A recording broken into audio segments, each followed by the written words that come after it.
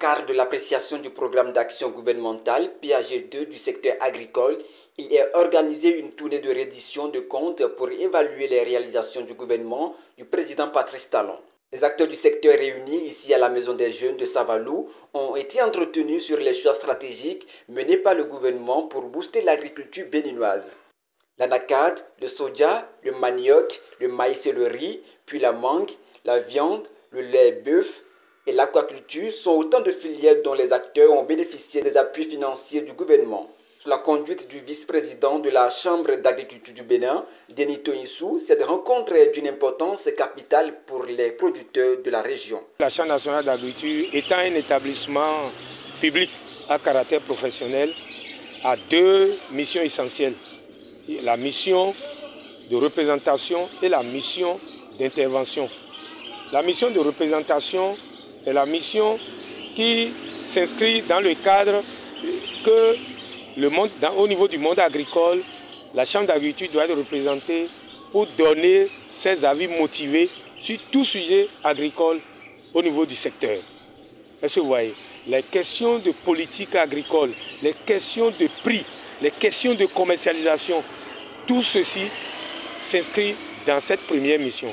Mais par rapport à ce qui nous amène à Savalou ici aujourd'hui, c'est par rapport au rôle dévolu qui est la deuxième pour la Chambre d'agriculture, qui est le rôle de coordination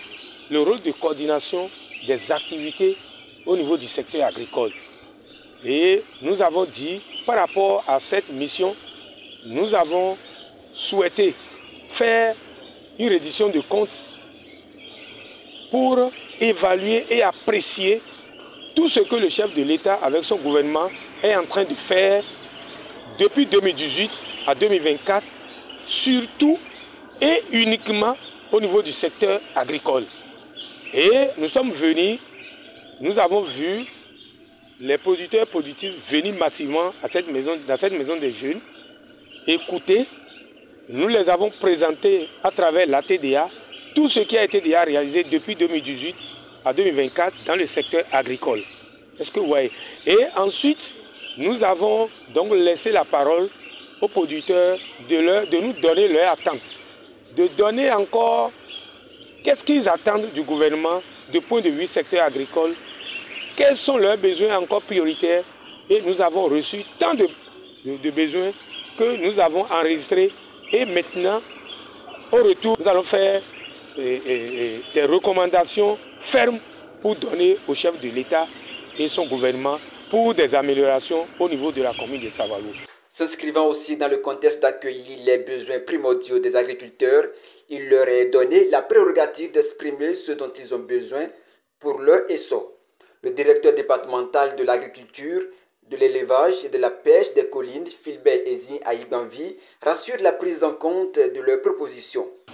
Les producteurs, par rapport à leurs besoins, sont venus sur la question que maintenant que nous sommes en train d'aller à l'interprofessionnalisation par rapport aux filières anacade et aux filières soja, qu'il est question qu'on augmente et qu'on rapproche beaucoup plus davantage les magasins de stockage et ces lieux de vente beaucoup plus des producteurs, c'est-à-dire ramener au niveau village.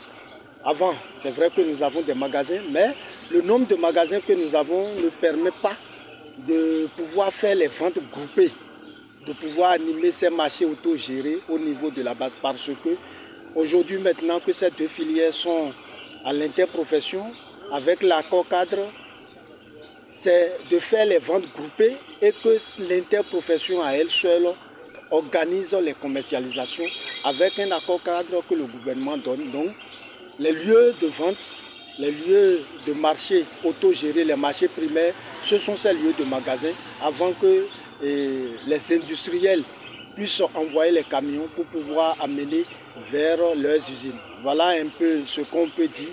Ils sont revenus aussi sur la question, surtout par rapport au maraîchage, que Savalou n'a pas suffisamment bénéficié des avantages à ce niveau des facilitations et il faudrait qu'on pense parce qu'ils ont déjà identifié un site pour réaliser la réalisation d'un marché de l'ensemble des produits maraîchers et que à côté du marché, non loin, il faudrait qu'il y ait des aménagements pour pouvoir faciliter, pour que pendant la période de sécheresse, la période de contre-saison, on puisse trouver tout ce qui est produit maraîcher à le faire. On a déjà dit qu'il y a le projet PADMA qui intervient dans le département des Coliques, mais malheureusement, à Savalou, le projet ne va pas intervenir. Donc nous allons taper au niveau du PNTF maraîchage pour que ce que leurs besoins qu'ils ont émis, ça se fasse. Là, la TDA le fera et va faire porter par le pôle leader qui est le pôle 1. À travers cette tournée, le gouvernement entend examiner les réalisations dans le secteur agricole et le faire briller dans la foulée pour le développement du pays.